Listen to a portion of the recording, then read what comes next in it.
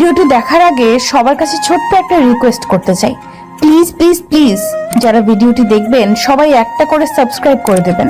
আপনাদের ভালোবাসা পেলে এমন ভিডিও আরো উপহার দেব। ভিডিওগুলো বানাতে অনেক কষ্ট হয়, আমি জানি। এই ভিডিওটি অনেক মানুষই দেখবেন, তাই প্লিজ একটা করে সাবস্ক্রাইব করে দেবেন। আর যারা আমাকে ভালোবাসে তারা সবাই একটা করে লাইক দিয়ে দেখিয়ে দিবেন লাভ ইউ অল। তো চলুন আজকের ভিডিওটি শুরু করা যাক। গল্প শুরু করার আগেই বলে দেওয়া হচ্ছে এটি একটি কাল্পনিক গল্প। সো চলুন শুরু করা যাক।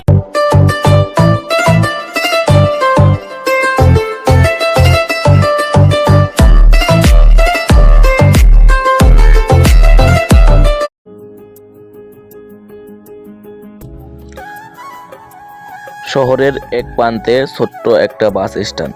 দিন শেষে ক্লান্ত মানুষের ভিড়, আর সেই মানুষের মাঝেই একটা ছেলে বসে আছে। তার নাম ইয়াসিন।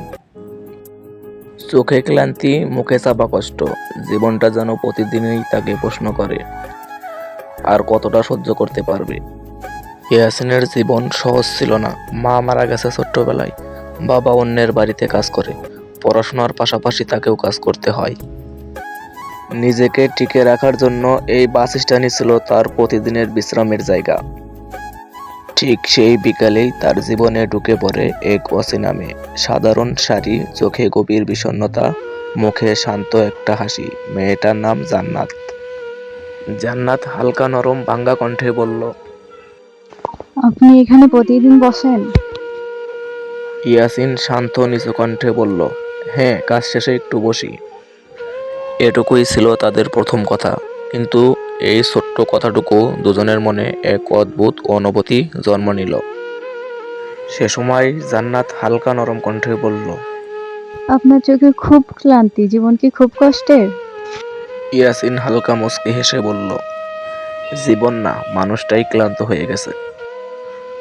জান্নাত আর কিছু বলেনি, শুধু হালকা একটা হাসি দিয়েছিল, কিন্তু সেই হাসির আড়ালে লুকিয়েছিল গভীর কষ্ট। প্রতিদিনের দেখা। এরপর থেকে প্রতিদিনই একই সময়ে একই জায়গায় দেখা হতে লাগলো তাদের দুজনের। চা খাওয়া, হালকা গল্প, কিছু না বলা কথা। জানেন, অচেনা মানুষের সাথে কথা বললে কষ্ট কম লাগে। ইয়াসিন মুচকি হেসে বলল, হয়তো কারণ তারা বিচার করে না। এই কথাগুলোই ধীরে ধীরে ভালোবাসায় রূপ নিচ্ছিল। জান্নাত সত্য ভারী কণ্ঠে বলল, ইয়াসিন, আমার বিয়ে ঠিক হয়ে গেছে। এই একটা বাক্য ইয়াসিনের বুকের ভিতর ঝড় তুলে দিল। ইয়াসিন কান্না ভেজা কণ্ঠে বলল, অভিনন্দন। জান্নাত নিজ কণ্ঠে বলল, আমি যাকে ভালোবাসতাম সে ভুল ছিল নাকি জানি না, কিন্তু পরিবার মেনে নেয়নি। সেদিন ইয়াসিন বুঝেছিল সে জান্নাতকে ভালোবেসে ফেলেছে, না বলা ভালোবাসা। ইয়াসিন কষ্ট লুকিয়ে বলল, আপনি কি কখনো নতুন করে ভালোবাসতে পারেন? জান্নাত নরম কণ্ঠে বলল, ভালোবাসা তো হঠাৎ আসে, কিন্তু সাহস সবার থাকে না। এই কথার ভিতরেই ছিল একটা অসম্পূর্ণ স্বীকারোক্তি। বিচ্ছেদ, বিয়ের দিন ঘনিয়ে এলো।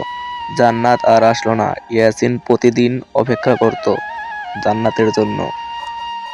বিয়ের দিন জান্নাত ফোন দিয়ে কাঁপা কণ্ঠে বলল, আমি জান্নাত, আজ আমার বিয়ে। আমি আপনাকে ভালোবাসি, কিন্তু আমি দুর্বল।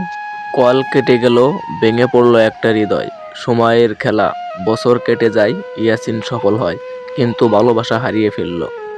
শেষ দেখা। হাসপাতালের করিডোরে হঠাৎ দেখা। জান্নাতের চোখে জল। জান্নাত কান্না ভেজা কণ্ঠে বলল, আমি সুখী না।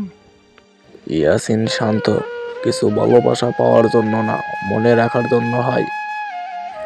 শেষ, ওরা এক হয়নি, কিন্তু ভালোবাসা বেঁচে আছে আজও, দুজনের নীরবতার ভিতরে।